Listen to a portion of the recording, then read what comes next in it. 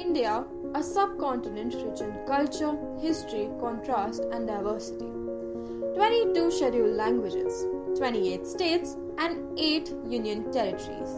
And a lot of people, 1.3 billion. Every 5 years, India puts on what is known as the greatest show on earth. No, it's not any Bollywood movie. It's the world's largest democracy's election. Truly an event like no another. Marathon vote in India.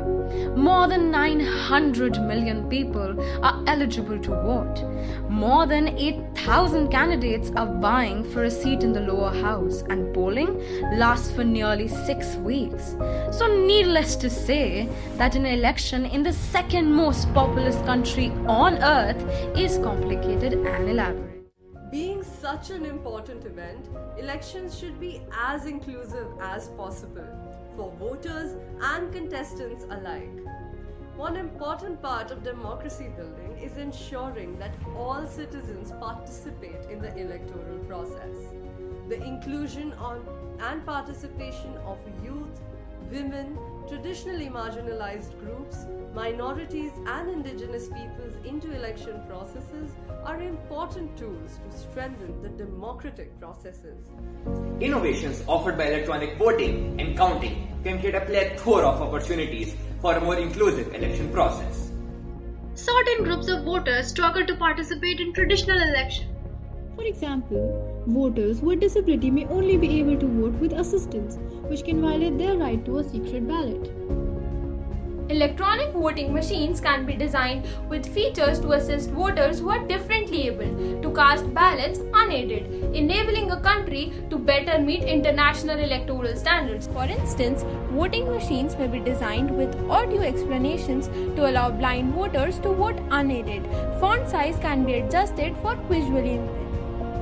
Electronic voting machines may also facilitate the provision of ballots in other languages with a little additional cost, which may enfranchise linguistic minorities. Remote internet voting may also increase the participation among military personnel and other voters living abroad. Wheelchair riders or persons with mobility limitations can be denied their right to vote due to inaccessible polling stations. Select polling stations with level access from the outside and throughout the building to the polling booth. Commit to having ground floor only voting. Make polling booths reachable for wheelchair riders. During active voter registration processes, Election Commission should collect and analyze gender disaggregated data.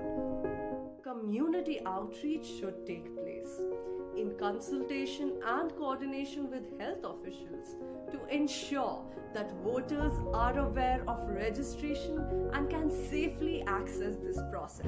The accessibility and usability of proposed technologies should remain important considerations throughout the decision-making process. Civil society organizations representing particular groups such as persons with disabilities, illiterate or linguistic minorities should be consulted at regular intervals and be invited to test the equipment with these specific interests in mind. Democracy is dependent on the participation and representation of all citizens in democratic institutions and processes. These institutions and processes include election management bodies and elections, constitutional bodies and constitution building process, political parties and parliaments. No voice should be left unheard. No one should be left behind. No one should be subjected to any form of exclusionary rhetorics. After all, democracy is a government of the people, by the people, and certainly for the people. एक कदम बढ़ाएं देश के निर्माण की ओर. आओ मिलकर हाथ बढ़ाएं मतदान की ओर.